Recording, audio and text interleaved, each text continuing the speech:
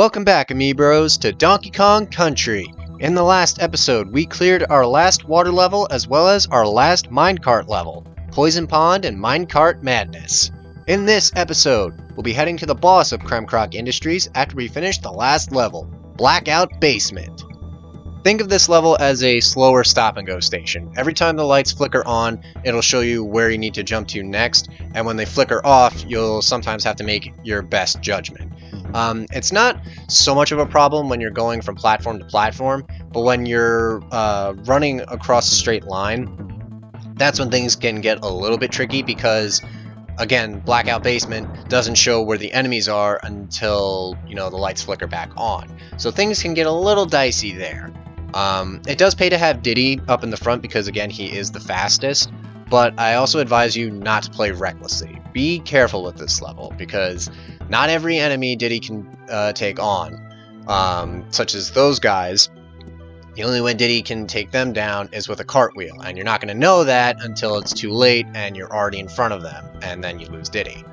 Another tip for this level is to keep a close ear on the audio, because there are enemies such as claptraps that make their chomping noises, and you can gauge how far they are in relation to you when the screen is pitch black. See, because I was able to tune my ears to the screen, I was able to tell where those claptraps were despite the screen flickering on and off.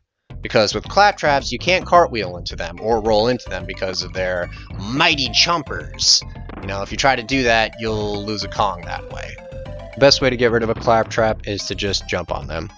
Again, that's no shit commentary. What the hell was DK doing there? You see that? Watch this. Look at that. He's not even rolling after being fired out of the barrel. He's just like, durr. Those bananas are so damn tantalizing for DK that he just freezes entirely.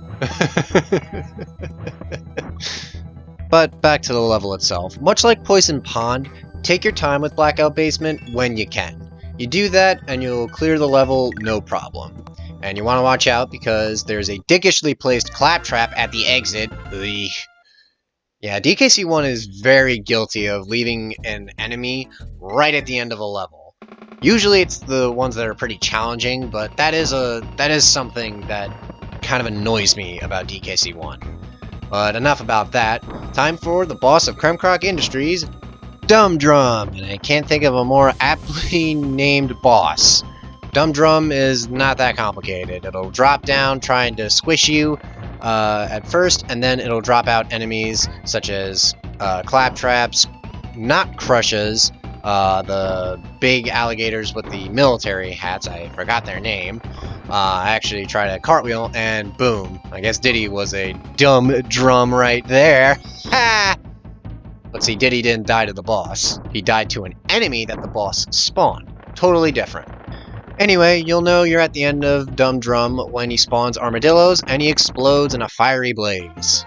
Go ahead, DK, claim your banana, because you actually claimed it legitimately this time. You didn't steal a win from Diddy Kong.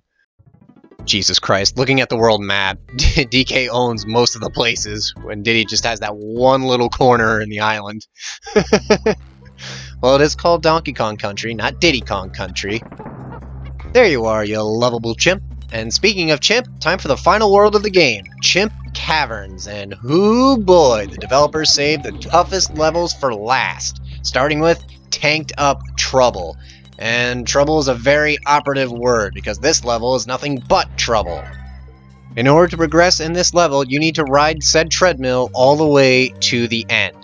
However, the treadmill is very advanced compared to Tick-Tock Track. In order to progress with said treadmill, you need to fill it up with oil found in those oil drums. You run out of oil, or if the treadmill runs out of oil, the Kongs will fall to their doom, and that is a life lost. This puppy barely gets 1 mile to the gallon, but at least it's affordable. You can't beat free, but at the same time, you get what you pay for. Isn't that right, Donkey Kong? Okay. Yeah, you know it. But this level can be very annoying, only because there's very little room for error. If you miss just a single oil drum, there's a 90% chance that you will die. because this level, peppered throughout this level, are a lot of do-or-die sections, or rather, one do-or-die section, and thankfully I already got the checkpoint barrel, so I don't start out too far if I die, but coming up, I'll be sure to point it out, but recording this level, it's actually right here. Getting this tire onto the treadmill while trying to avoid getting hit by the naughties, because remember, the tire functions through momentum. You know, the faster you go, the faster you push the tire, or the harder you push the tire. And it is very easy to push the tire off the treadmill. And right there, because I missed the damn oil drum right there, because I was so infatuated with the letter N, I lost a life. If you want to keep the tire on the treadmill like so, just jump on the back of the treadmill and the tire will be pushed back, preventing it from falling off the edge. Right there, once you pass by the sections that don't really need the tire, it's more of a hindrance than it is a benefit. So get rid of it after the infamous do or die section. So right around here, I would say. But thankfully, the section's over, and I cut out a lot of deaths there, folks. Believe me, tanked up trouble is very annoying. But once you're done with it, you're done with it. I can't imagine trying to find the bonus rooms in that level without like pulling your hair out at just where it is, you know. Of course, if you have a guide, then finding the bonus rooms in that level is no problem at all. And I recommend if you're looking for bonus rooms, you play with a guide. At least for tanked up trouble, you know? Save yourself the frustration and anger management classes. I don't know, Doc. I don't know what's going on with him. Ever since he was playing Donkey Kong Country and he got near the end, he's just been very agitated recently. Was he playing Tanked Up Trouble? I think that was it, yeah. That explains it. Say no more. That'll be $200. I don't know. Anyway, now we're at the next level of Chimp Caverns, Manic Mincers. Yes, that's what these spiked up tires are called, Manic Mincers, or just plain Mincers. If you have Ramby, be very careful, because Ramby is how you're going to be finding the bonus room, of course. If you want to lug around a huge TNT barrel. If not, I suggest you hang on to Ramby. Really good at taking out crushes, too, without needing Donkey Kong. And here we are at the bonus room for Manic Mincers. We actually encountered a bonus room similar to this way back in Monkey Mines, I believe.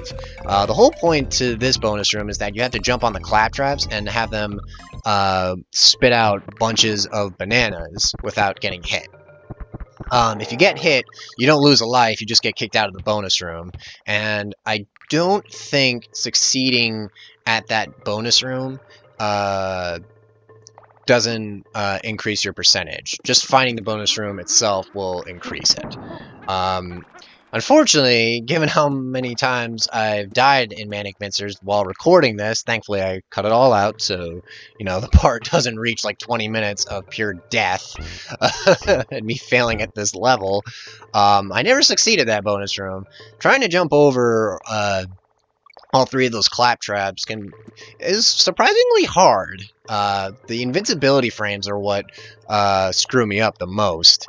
That, and I think I'm just playing as Donkey Kong through most of those. But even when I was playing as Diddy, I was having some trouble. Which is something I guess you don't hear a whole bunch when people are recounting their memories with DKC1, you know? But head through here, and this is something very different, something no other level has done, where you have an alternate area that isn't a bonus room that contains the letter G, and we spell the word Kong. You couldn't see the O there because of the foreground element. And again, that's another thing I don't really like about DKC1, is that sometimes you'll have foreground elements obscuring your vision. It's not as bad as I'm making it sound. It can get irritating at points. But that'll do it all for this episode of Donkey Kong Country, Amiibros. Fucking damn it. I fucked up again. Never mind. Next time we delve further into Chimp Caverns. See you guys then. Like...